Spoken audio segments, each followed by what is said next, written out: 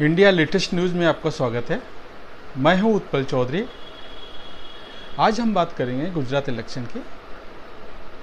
कल 5 तारीख है और गुजरात में सेकेंड फेज़ की 5 तारीख को वोटिंग है। तो आइए शुरू करते हैं। प्रधानमंत्री नरेंद्र मोदी ने रविवार शाम गांधीनगर पहुंचकर अपनी मां हीराबेन मोदी से मुलाकात की। पीएम कल 5 दिसंबर को दूसरे चरण के गुजरात चुनाव में अहमदाबाद में वोट डालेंगे।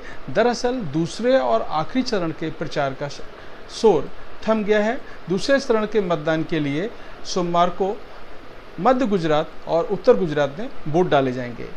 मध्य गुजरात और उत्तर गुजरात के 14 जिलों की 93 सीटों पर मतदान होगा, जबकि पहले और दूसरे चरण के नतीजे 8 दिसंबर को घोषित किए जाएंगे। अहमदाबाद में पीएम नरेंद्र मोदी की भी अपना मत का उपयोग करेंगे। वहीं इसी चरण में अमित शाह सहित कई बड़े नेता वोट डालेंगे। दूसरे चरण में आने वाले 14 जिलों की 93 सीटों पर 833 उम्मीदवार मैदान में हैं, जिसमें 69 महिला उम्मीदवार हैं, जबकि 764 पुरुष उम्मीदवार हैं।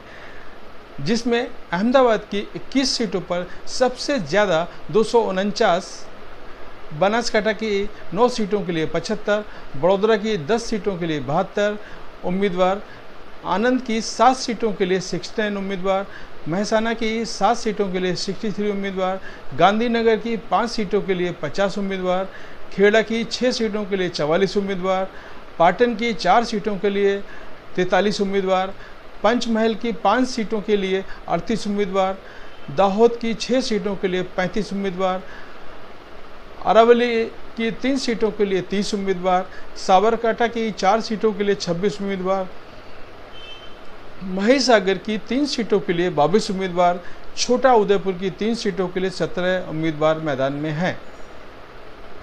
बता दें कि सौराष्ट्र, कच्छ, दक्षिण गुजरात क्षेत्रों की 89 सीटों के लिए पहले चरण का मतदान 1 दिसंबर को हुआ था, जिसमें औसतन मतदान 63.31% दर्ज किया गया था। 2017 के चुनाव के नतीजों को देखें तो 93 सीटों में से 52 सीटों पर बीजेपी की, 40 सीटों पर कांग्रेस को जीत हासिल हुई थी, जिसमें अहमदाबाद जिले की 21 सीट में से 15 सीटों पर बीजेपी ने जीत हासिल की थी।